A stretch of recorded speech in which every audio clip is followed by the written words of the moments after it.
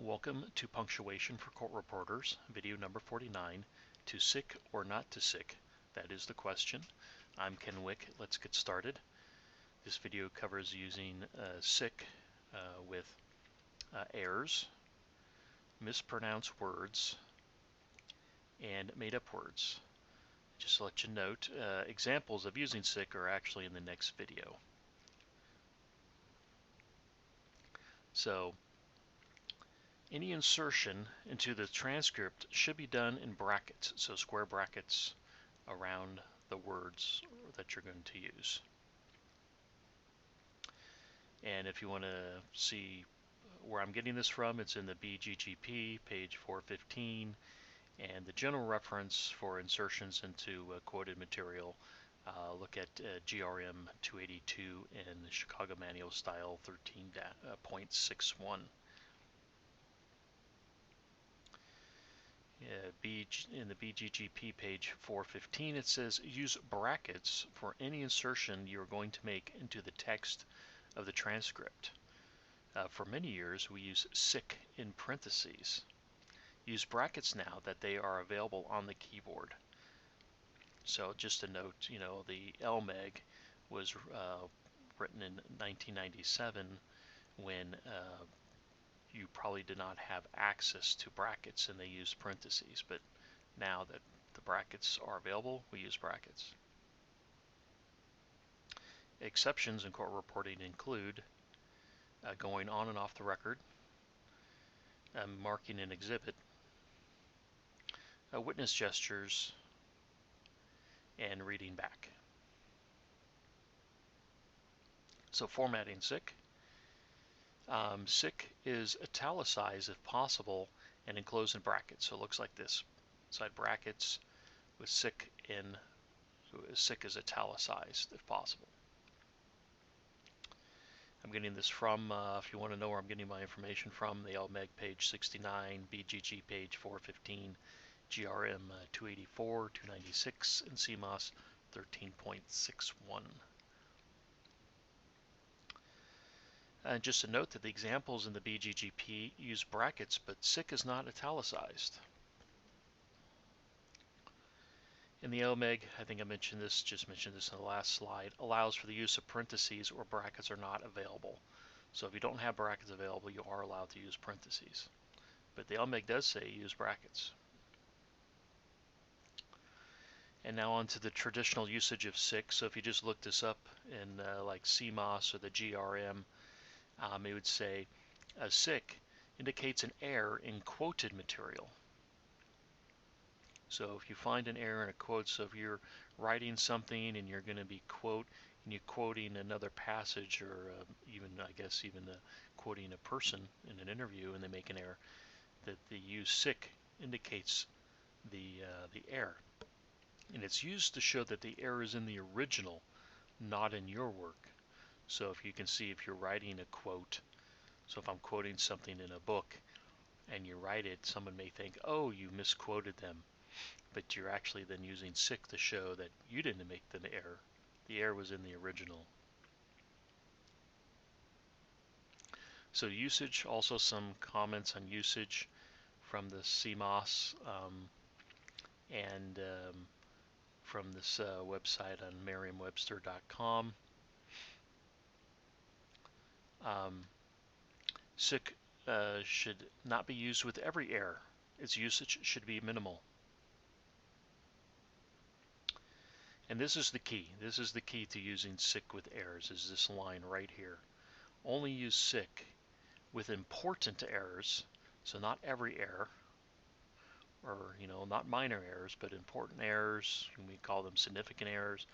I'm just going to use the words not minor. And this is probably the key that may confuse the reader. The point of sick is that there's something that could be misunderstood with the error. So it has to be not a minor error, and it has to be something that will confuse the reader. Maybe confuse is too harsh, but make a misunderstanding is probably better. Not confusion, but a misunderstanding may be a better word here. And also for a reoccurring error requiring sick, use sick only with the first occurrence. So if you quoting a passage and the person makes the same mistake over and over and over again, you don't put sick after the error or the repeated error. You just do it the first time and then call it good. Now let's talk about the BGGP. So from here I was going to traditional usage, really from like the GRM and CMOS and this website, Merriam-Webster dictionary.com. And now let's move into the court reporting references, because this was more about traditional usage, which will help us. So now the BGGP, the word sick. So the rule in the BGGP says use sick for blatantly or factually incorrect words. And it says it's most often the word sick is used inside quoted material. So you can see, so most often quoted material, and that's basically the traditional usage. A transcript littered with the word sick, however, does not read well. Pick and choose the occasion you're going to use it. So once again, if you look back to traditional usage, it was not used with every error. So now even the BGGP is saying it's most likely in quoted material, and you don't use it with every error. An example from the text, it says the first moon landing, and this is very timely because I believe I'm recording this the 19th of July 2019, and I believe tomorrow is the 50th anniversary of the moon landing, so I decided this example is in the text, and I thought it was a very timely example. So the first moon landing in 1979, SICK supported our program. This is a BGG saying this is a blatantly incorrect fact, and therefore you would SICK it.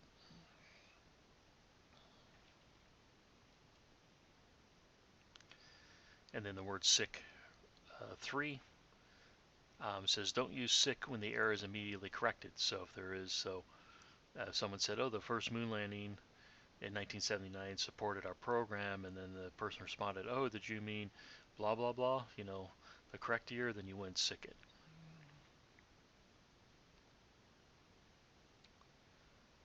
So that was errors with the BGGP. Now let's move over to LMEG to see what it has to state.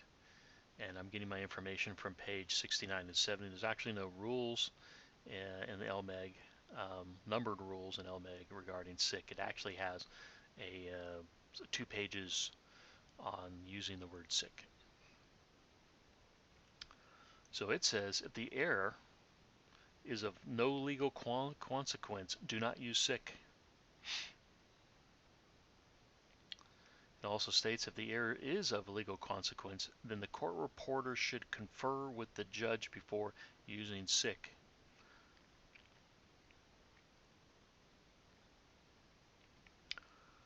LMEG also says great reluctance and great caution should be exercised before using sick. So you can see that LMEG is already starting to that we're not talking minor errors. Remember, I'm going back to traditional usage, that they were important errors, and you can see here that it's, we're talking not every error. If no legal consequence, don't use it. And if it is, if you think, then you should maybe confer with the judge or maybe one of the lawyers. And it's saying great reluctance should be exercised. So not every error. And it also says the court reporter will rarely use sick. And the note, when it goes through different cases or maybe types of situations, that the LMEG only uses sick with quoted material examples. So the next slide will probably be the most important slide or the most informational slide. You will find that it only uses sick with quoted material. If you think about it, the BGGP also says that it's mostly used with quoted material. And then it also has use as read before a quote with multiple errors in quoted material. So it also has this statement about if you do have quoted material that has multiple errors, instead of having sick after every error, you just write as read before the quote, showing that there's errors contained in the quote. So like I said, this is probably the most informational slide, personally, for the BGGP. It says, if a witness continues to talk about a person and misidentifies the person often, it is the duty of the lawyer to correct the error. If the lawyer does not let the error speak for itself, do not use sick. So I have seen questions about misidentification, so they use sick. Here the LMEG says it's the lawyer's job to correct the error. If the lawyer doesn't correct the error, let the error stand. And also, if the witness uses the wrong word or number, it is the duty of the lawyer to correct the error. If the lawyer does not, let the record speak for itself. So basically, you see, these are probably the two most common questions: person misidentification, wrong word or number. And LMEG basically says, if the lawyer doesn't correct it, you just write what they say. So now I've finished using sick with errors. Now what about mispronounced words? Well, a little bit easier. In the BGGP, in the rule, the word sick too, don't use sick with slight mispronunciations. That also says on page 416, which may be the same page this rule's on, might be the next page. When there is a simple mispronunciation, it is best to simply transcribe the correct word. So if someone just mispronounces a word, you don't sick it or do something else, you just write the correct word. And the LMEG doesn't, I'm moving on to made-up words, but the LMEG doesn't talk about mispronounced words, or I couldn't find any information. Now using sick with made-up words. The BGGP says when a word is made up, it is best to use a pair of quotes to signal the unusual word. An LMEG Rule 101 note: coinages or nonce words are usually quoted in the first occurrence. So an examples of a coinage or a nonce word is, these are examples from the text. That was my feelings absentatively. So to me, coinage or nonce word is, and this is important, is they're making up a word, but it's really based on words. To me, it's almost like a word play. The person is purposely doing this. I don't think they're mispronouncing a word or making up, or they didn't know what the word is. This is, to me, this is not a mistake. The person is making this up on purpose, and they're playing on the words. She had that rich kid's disease, affluenza. So Rule 101, coinages are nonce words, and these are examples of coinages or nonce words. Use quotes. But then the BGGP, not the BGGP, the LMEG, has some different situations on the next slide with made-up words. So these are coinages or nonce words. And if you go to Rule 101 note, it talks about the use of the of phonetic in quote. Well, it actually uses parentheses, but going back to the beginning of the video, we should enclose all these things in brackets now. So it has a couple examples. It has an example of someone saying the word gizmo goshmo, and they're saying, so the example is some kind of gizmo goshmo, and you should use phonetic. Like I said, it has it in parentheses, but we should be using brackets. As you can see, this is a made-up word. I really don't see this as a coinage, because it's based on the word gizmo. I mean, it can be argued. If you don't know, I understand, and probably you can argue if this is a coinage or if it's totally made up.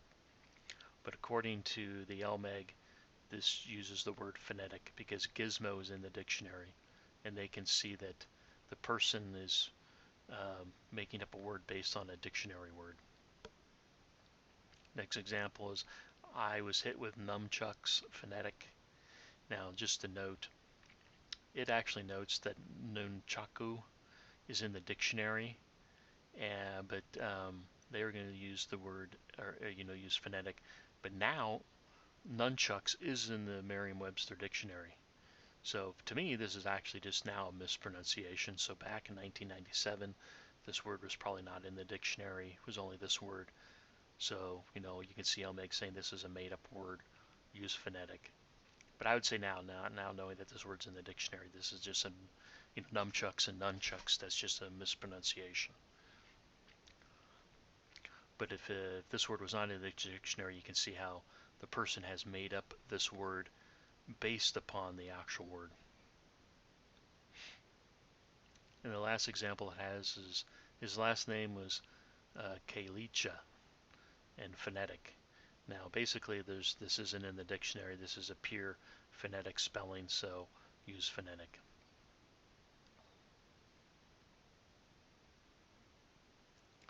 So what I recommend is to use quotes with made-up words and phonetic for words that are phonetically spelled, like this last example.